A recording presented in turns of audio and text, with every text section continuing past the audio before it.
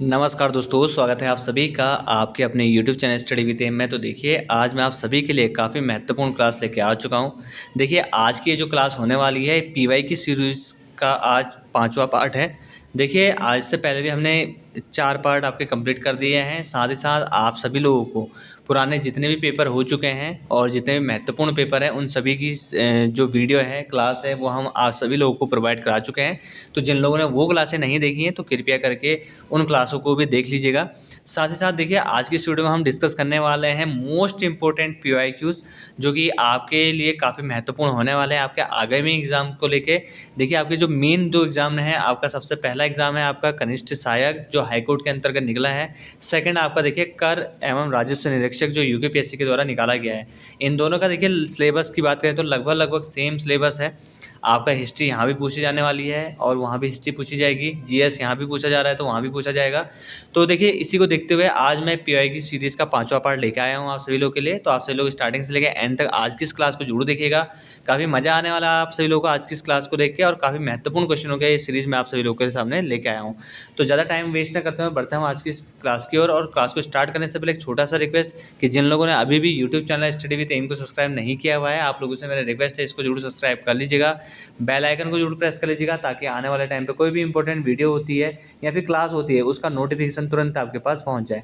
फिलहाल बात कर लेते हैं हम आज की इस वीडियो के बारे में। देखिए, आज की इस क्लास में हम मोस्ट इंपॉर्टेंट 30 क्वेश्चनों को यहाँ पे सॉल्व करेंगे और इन 30 क्वेश्चनों से लगभग जितने भी हमारे की पॉइंट बन सकते हैं उन की पॉइंट को भी डिस्कस करेंगे, ताकि आपके आगामी जो भी पेपर हैं आपके, मेरा फिलहाल जो 2 पेपर मैंने आपको बताए, इन 2 के अलावा भी अगर आपका कोई वनडे एग्जाम है तो ये वहाँ पे भी आपको हेल्प करने वाले हैं।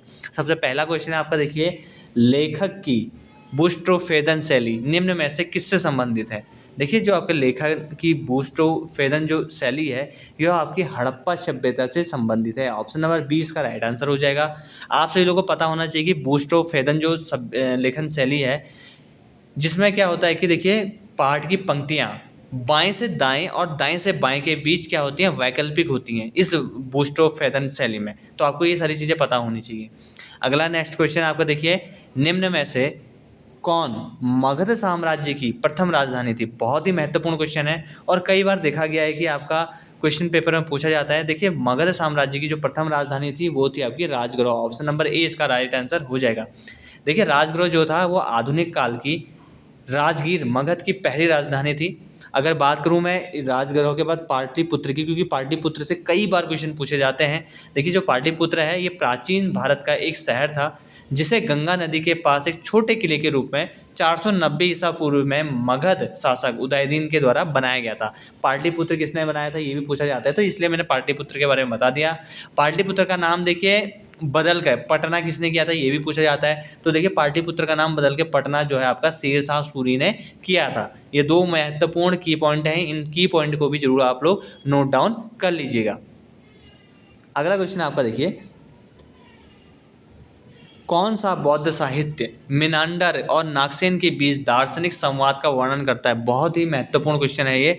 तो इसका राइट आंसर है आपका मिलिंद पन्हो। तो ये मिलिंद पन्हो जो है आपका, ये बौद्ध साहित्य मिनांडर और नागसेन के बीच दार्शनिक संवाद का वर्णन करता है। देखिए, जो मिलिंद पन्हो है ये राजा मिलिंद के प्रश्न एक महत्वपूर्ण बौद्ध ग्रंथ है जिसमें राजा मिलिंद के प्रश्न है जो भारतीय यूनानी राजा मिनांडर मिलिंद है और बौद्ध भिक्षु नागसेन के बीच का क्या है, महत्वपूर्ण संवाद का दस्तावेज कह सकते हैं आप इसको। देखिए, इसमें देखिए जो आपका नागसेन है, नागसेन एक प्रसिद्ध बौद्ध ऋषि थे जिन्होंने राजा के दार्शनिक प्रश्नों का कुशलतापूर्वक उत्तर दिया था। इसमें क्या था, देखिए, जो मिलिंद पन्हो है इसमें राजा के द्वारा पूछे गए प्रश्न और नागसेन जो एक बौद्ध ऋषि थे इनके द्वारा दिए गए जो प्रश्न है उनका कुशलतापूर्वक उत्तर दिया गया है, जिसमें राजा के बौद्ध धर्म में अनंत क्या हो गया था, परिवर्तन हो गया था। देखिए, जो ग्रंथ है आपका मिलिंद पन्हो, ये प्रश्नोत्तर संवाद के रूप में लिखा गया है और बौद्ध दर्शन और शिक्षाओं को समझने के लिए एक मूल्यवान स्रोत है। ठीक हो गया। अब बात करें थोड़ा मिनांडर के बारे में। मिनांडर जो थे आपके भारतीय यूनानी राजा थे जिसने 2वीं शताब्दी ईसा पूर्व में दौरान वर्तमान पाकिस्तान, अफगानिस्तान और उत्तर पश्चिमी भारत को के जो क्षेत्र हैं, वर्तमान के पाकिस्तान, अफगानिस्तान और उत्तर पश्चिमी भारत के जो क्षेत्र हैं उस पर इन्होंने क्या किया था, शासन किया था। किसने, मिनांडर ने। अगला क्वेश्चन है आपका, देखिए, गुप्त सम्राटों द्वारा निर्मित आपका जो स्वर्ण मुद्राएं हैं इनको किस और नाम से जाना जाता था? तो इनको किस नाम से जाना जाता था? इनको जाना जाता था आपका दिनार। ऑप्शन नंबर सी इसका राइट आंसर हो जाएगा। देखिए जो आपका गुप्त काल के दौरान सोने के सिक्कों को क्या कहा जाता था? दिनार कहा जाता था। देखो कुषाणों के बाद जो सबसे महत्वपूर्ण राजवंश था वो क्या था? आपका गुप्त राजवंश था। ठीक है, गुप्त काल को क्या कहा जाता है? भारतीय इतिहास का स्वर्ण युग भी कहा जाता है गुप्त काल को। ये जो 2-3 पॉइंट हैं ये काफ़ी महत्वपूर्ण पॉइंट हैं, आप इन पॉइंटों को नोट डाउन भी कर सकते हैं। और देखिए ये जो पॉइंट है ये आगामी जो परीक्षाएं हैं उनकी दृष्टि से भी काफ़ी महत्वपूर्ण है। फिलहाल हम बात कर लेते हैं गुप्त साम्राज्य की। देखिए जो घटोत्कच के पुत्र था आपका चंद्रगुप्त प्रथम, ये गुप्त वंश का सबसे प्रसिद्ध राजा था। इन्होंने क्या किया था? लिच्छवी के जो प्रमुख थे उनकी बेटी कुमार देवी से क्या किया था? इन्होंने शादी करी थी। और इनके शासन काल के दौरान ही सबसे महान संस्कृत कवि और नाटककार कौन थे? कालिदास। ये भी आपको नोट डाउन करना है क्योंकि कई बार इससे भी क्वेश्चन पूछ लिए जाते हैं। और यहाँ पे मैं जो भी पॉइंट बता रहा हूँ, जो भी फैक्ट बता रहा हूँ, पुराने जितने भी हमारे PYQs हैं उनको देखते हुए फैक्ट बता रहा हूँ ताकि आपके आगामी जो भी आप पेपर देंगे उसमें ये सारे फैक्ट आपको देखने को मिलेंगे। अगला क्वेश्चन है आपका, देखिए जगन्नाथ पंडित राज निम्नलिखित में से किस मुगल शासक का राज दरबारी कवि था? जगन्नाथ पंडित राज निम्नलिखित में से किस मुगल शासक का राज दरबारी कवि था? तो इसका राइट आंसर है वो है आपका शाहजहाँ। ऑप्शन नंबर डी इसका राइट आंसर हो जाएगा। देखिए आपको जो पंडित राज जगन्नाथ था मुख्य रूप से शाहजहाँ, वैसे देखिए जहांगीर और शाहजहाँ इन दोनों के काल में थे, लेकिन मुख्य रूप से बात करें तो शाहजहाँ के राज दरबारी कवि थे और एक बहुत ज़्यादा विद्वान थे। इन्होंने क्या कहा था कि देखिए शाहजहाँ ने इन्हें ही क्या किए थे? पंडित राज की सर्वोच्च उपाधि से सम्मानित किया था। किसने? शाहजहाँ ने इनको किया था। अगला क्वेश्चन है आपका, देखिए इसमें दारा शिकोह ने उपनिषदों का फारसी अनुवाद किया, यह किस नाम से जाना जाता है? बहुत ही महत्वपूर्ण, आप इसको इंपॉर्टेंट करो चाहे स्टार मार्क लगाओ लेकिन कर लेना इसको सभी लोग।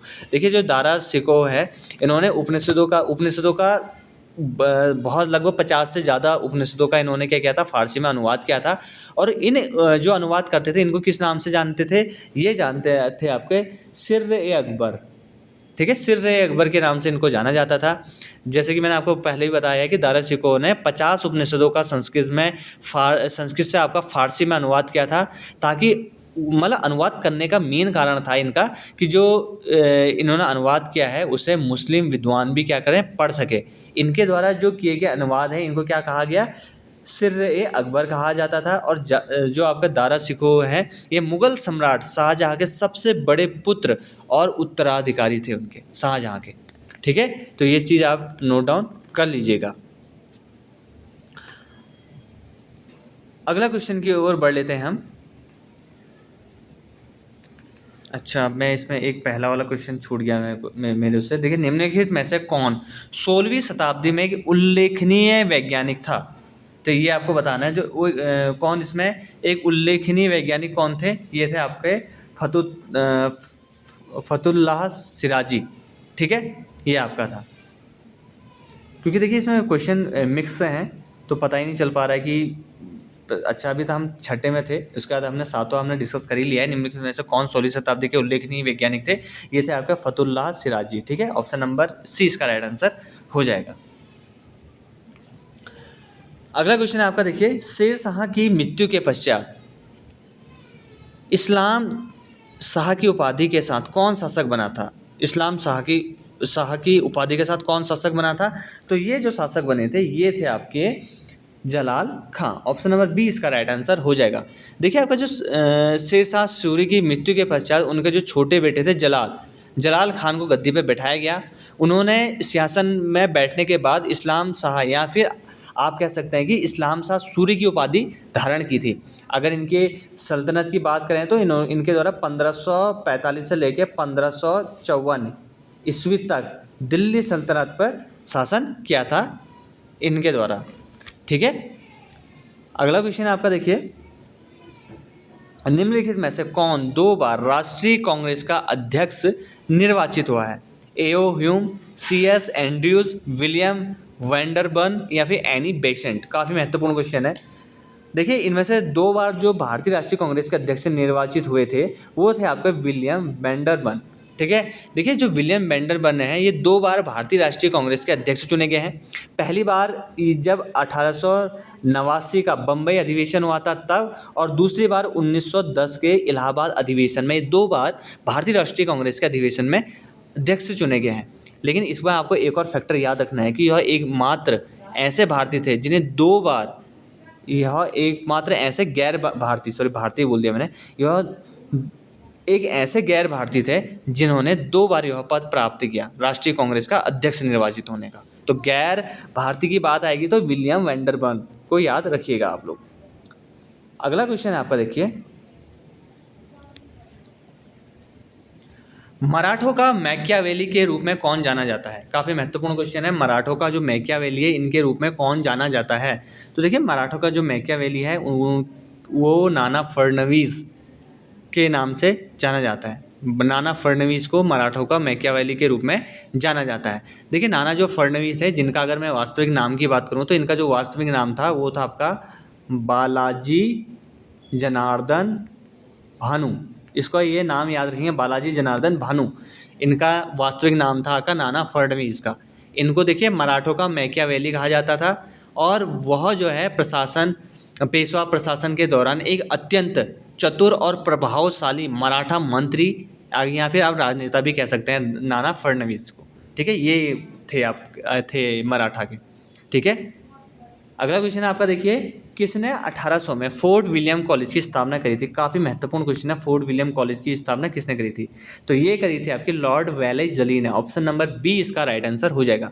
देखिए लॉर्ड वेलेस्ली के द्वारा 1798 से लेकर 1805, अगर मैं गलत नहीं हूँ तो 1798 से लेकर 1805 के बीच भारत का गवर्नर जनरल के रूप में कार्य किया गया। 1800 में इन्होंने कलकत्ता में नागरिक सेवा में भर्ती किए गए जो युवक थे उनको प्रशिक्षित करने के लिए फोर्ट विलियम कॉलेज की स्थापना करी गई थी। कई बार इसका कॉज पूछ लिया जाता है कि बताइए फोर्ट विलियम कॉलेज की स्थापना किस उद्देश्य से करी गई थी। तो इसका उद्देश्य क्या था कि कलकत्ता में जो नागरिक सेवा में भर्ती किए गए नए युवक थे उनको प्रशिक्षण देने के लिए, उनके प्रशिक्षण के लिए फोर्ट विलियम कॉलेज की आपका स्थापना करी गई थी।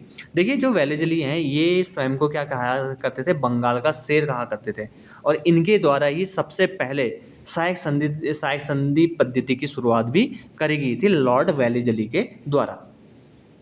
अगला क्वेश्चन है आपका, देखिए निम्नलिखित में से कौन आदिवासी समुदायों में धरती आबा नामक लोकप्रिय नाम से पुकारा जाता था। काफ़ी महत्वपूर्ण है। देखिए ये थे आपके Birsa Munda. Option number B इसका राइट आंसर हो जाएगा। देखिए महान जो आदिवासी भगवान बिरसा मुंडा को धरती आबा के नाम से पुकारा जाता था। अगर धरती आबा की बात करूं तो इसको कहा जाता था फादर ऑफ द अर्थ के नाम से जाना जाता था, जिसका है अर्थ यानी कि पृथ्वी का देवता, पृथ्वी का पिता।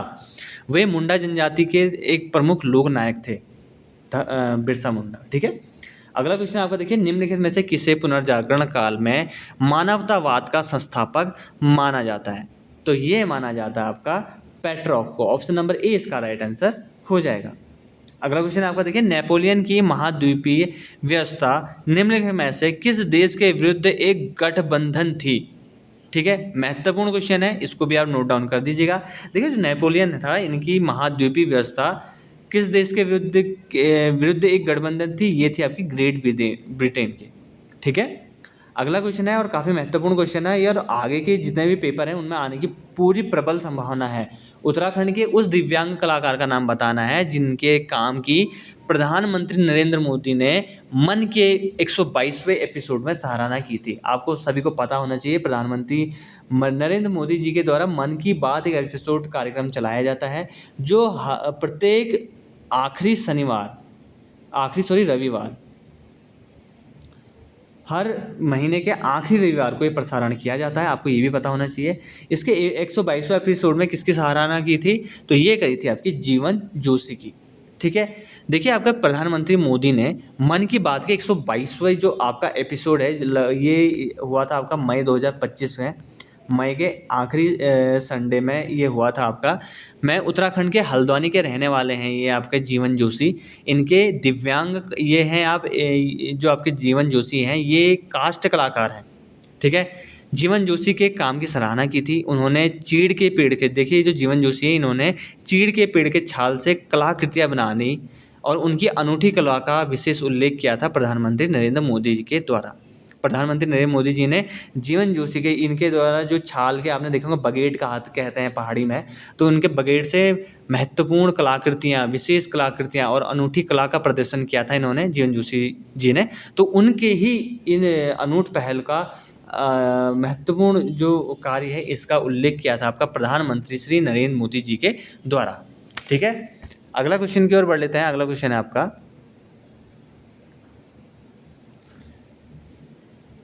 किस देश ने 7 दिसंबर 1941 को पर्ल हार्बर स्थित अमेरिकी जो आपके नौसैनिक अड्डे है इस पर आक्रमण किया था? तो ये किया था आपका जापान ने। ऑप्शन नंबर ए इसका राइट आंसर हो जाएगा। अगला क्वेश्चन आपका देखिए, इंग्लैंड में रक्तहीन क्रांति किस वर्ष हुई थी? कई बार पूछा गया है, कई बार इंपॉर्टेंट, कई बार इसको आप वनडे एग्जाम में देखने को मिल जाता है। इंग्लैंड में रक्तहीन क्रांति किस वर्ष हुई थी? आपको तो मुंह पर रटा होना चाहिए। 1688 में इंग्लैंड में रक्तहीन क्रांति हुई थी। अगला क्वेश्चन आपका देखिए, निम्नलिखित में से कौन सा एक युग में सही सुमेलित है? सही सुमेलित है वो बताना है। देखिए, मॉन्टेस्क्यू लेखक के द्वारा सोशल कॉन्ट्रैक्ट पुस्तक लिखी गई थी, बिल्कुल गलत। सोशल कॉन्ट्रैक्ट पुस्तक किसके द्वारा लिखी गई है? ये लिखी गई है आपके रूसो के द्वारा। ठीक है, अगला है अगर रूसो के द्वारा डिवाइन कॉमेडी लिखी गई है, बिल्कुल गलत। डिवाइन जो कॉमेडी है वो दांते के द्वारा लिखी गई है, दांते के द्वारा। मैकियावेली द प्रिंस पुस्तक मैकियावेली के द्वारा लिखी गई है, बिल्कुल सही। ऑप्शन नंबर सी इसका राइट आंसर हो जाएगा। द प्रिंस जो पुस्तक है ये मैकियावेली के द्वारा लिखी गई है। और कई बार पूछा भी जाता है द प्रिंस पुस्तक के लेखक कौन है, सीधे थे। अभी तो यहाँ पे आपका 4 ऑप्शन वो दिए हैं मिलान के लिए। और एडमंड बर्ग के द्वारा यूटोपिया लिखी गई है, नहीं। यूटोपिया किसके द्वारा लिखी गई है? यूटोपिया लिखी गई है यहाँ पे सर थॉमस मोर के द्वारा। तो ये चीज़ आपको नोट डाउन कर लेनी है।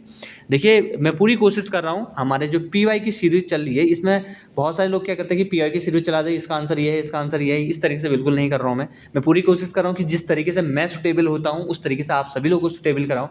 पूरी कोशिश कर रहा हूँ कि आप सभी लोगों को जितने भी मैं पीवाई की सीरीज चलाए हैं मेरे द्वारा, या आज इसका 5वां पार्ट है इस पीवाई की सीरीज का, तो इन पार्टों में मेरे द्वारा जितने भी क्वेश्चन को कराया गया उन सभी के क्वेश्चनों को मैंने बहुत डिटेल से आप सभी लोगों को समझाया है।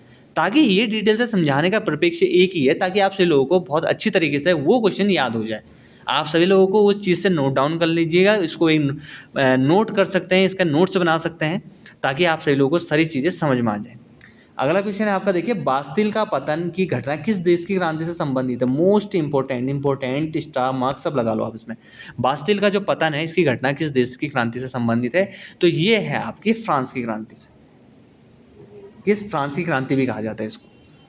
ठीक है, देखिए इसको, ये जो आपका बास्तिल का पतन हुआ था ये हुआ था आपका 14 जुलाई 1789। 14 जुलाई 1789 को बास्तिल का पतन, यानी फ्रांसीसी क्रांति से जुड़ा हुआ है ये। फ्रांसीसी क्रांति क्या थी? आपकी निरंकुश राजशाही के अंत और स्वतंत्रता और समानता के उदय का प्रतीक थी। बास्तिल का जो पतन है जो 17 जुलाई 1789 को फ्रांस की राजधानी पेरिस में हुई, यह एक ऐतिहासिक घटना थी और उग्र क्रांतिकारियों ने शाही जो निरंकुशता थी उसके प्रतीक बास्तिल का किला, बास्तिल का वहाँ पर जो जेल थी आपकी बास्तिल की, पर हमला करके उस पर कब्जा कर लिया था। और यहीं से क्या हुई थी? फ्रांसीसी क्रांति की क्या हुई थी? स्टार्ट हुई थी। इसलिए बास्तिल का जो पतन वाला जो क्वेश्चन है इसलिए काफ़ी महत्वपूर्ण है। अगला क्वेश्चन है आपका देखिए, किसने अमेरिका में क्रांतिकारी और देशभक्तिपूर्ण पर्चे कॉमन सेंस की रचना की थी? कॉमन सेंस की रचना, तो ये कॉमन सेंस की जो रचना करी थी वो कही थी आपकी थॉमस पेन ने। ठीक है, आप इसको इस तरीके से भी याद करते हैं, सेंस पेन। ठीक है, बांदीपुर राष्ट्रीय उद्यान निम्न में से किस राज्य में स्थित है? तो बांदीपुर जो है आपका ये आपका कर्नाटक राज्य में स्थित है। ठीक हो गया। अगला क्वेश्चन है आपका देखिए, निम्नलिखित में से कौन सा दक्षिण पश्चिम एशियाई देश भूमध्य सागर को नहीं छूता है? काफ़ी महत्वपूर्ण क्वेश्चन है। ऐसा कौन सा दक्षिण पश्चिमी एशियाई देश है जो भूमध्य सागर को नहीं छूता है? तो ये है आपका जॉर्डन। जॉर्डन आपका जो है दक्षिण पश्चिमी एशियाई देश भूमध्य सागर को नहीं छूता है। रियो डी जनेरियो नगर किस देश में स्थित है? यह है आपका ब्राज़ील में। ठीक है, ब्राज़ील में स्थित है आपका रियो डी जनेरो। अगला क्वेश्चन आपका देखिए, यहाँ पे ओलंपिक भी हुआ था, ठीक हो गया।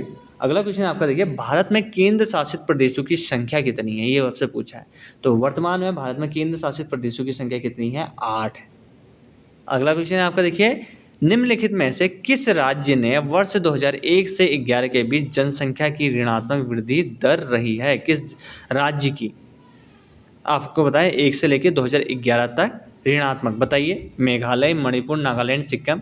जितने भी लोग देख रहे हैं जल्दी से नीचे कमेंट सेक्शन में कमेंट करिए कि मतलब कौन सा राज्य है जिसकी 2001 से लेकर 2011 के बीच जनसंख्या ऋणात्मक जो वृद्धि दर है वो ऋणात्मक रही है। तो इसका राइट आंसर है वो है आपका नागालैंड, ठीक हो गया। अगला क्वेश्चन आपका देखिए, इलायची पहाड़ियाँ मुख्यतः निम्न में से किस राज्य में स्थित हैं? इलायची की पहाड़ियाँ, इलायची की पहाड़ियाँ काफ़ी महत्वपूर्ण और इजी क्वेश्चन है, ये आपका केरल राज्य में स्थित है। अगला क्वेश्चन आपका देखिए, सुएज नहर निम्नलिखित में से किन दो सागरों को जोड़ती है? सुएज नहर, और इस बार इससे क्वेश्चन बनने की पूरी चांसेस है सुएज नहर से। तो सुएज नहर निम्नलिखित में से किन दो सागरों को जोड़ती है? तो ये जोड़ती है लाल सागर और भूमध्य सागर। Option number A right answer हो जाएगा, लाल सागर और भूमध्य सागर। अगला क्वेश्चन आपका देखिए, प्रथम विश्व युद्ध का तात्कालिक कारण क्या था, बताइए। प्रथम जो विश्व युद्ध हुआ था वो आर्क ड्यूक फ्रांसिस और फर्डिनांड की हत्या, ये इसका प्रथम विश्व युद्ध का तात्कालिक कारण था। अगला क्वेश्चन आपका देखिए, सूची 1 को सूची 2 से सुमेलित करना है तथा कूट के सही उत्तर को चुनना है। आपको बताना है, पहले जनजाति है और दूसरा क्षेत्र दिया है कि कौन से क्षेत्र में कौन सी जनजाति रहनी है, और आपने इस जो है कूट, इस कूट में से मिलाना है, ठीक है। सबसे पहले सॉल्व करते हैं, इसका किसका क्या हो सकता है। देखिए सबसे पहले बोकोटा जो जनजाति है ये आपका पनामा से संबंधित है, ऑप्शन नंबर 3, जिससे पहला ही आंसर आपका राइट हो गया, ठीक है।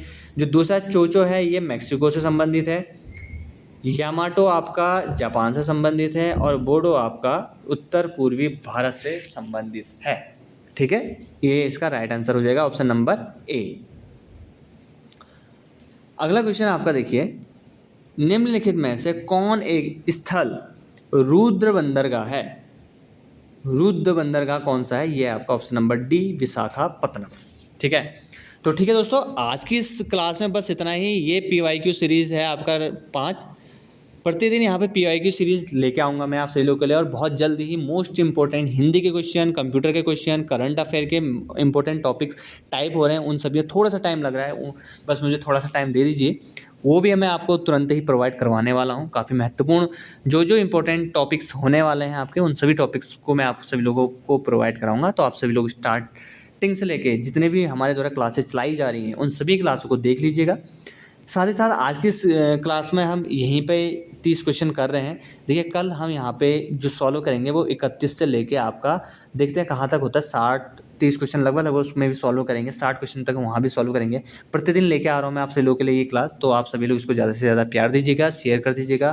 तो ठीक है दोस्तों, आज की इस वीडियो में बस इतना ही। उम्मीद करता हूँ मैं कि आप सभी लोग को हमारी आज की वीडियो पसंद आएगी। वीडियो पसंद आए तो वीडियो को जो लाइक कर दीजिएगा, साथ ही साथ अगर चैनल सब्सक्राइब नहीं किया है तो प्लीज़ इसको भी सब्सक्राइब कर लीजिएगा। तो मिलते हैं आप सभी लोगों से नेक्स्ट इंटरेस्टिंग वीडियोज़ के साथ, तब तक के लिए धन्यवाद।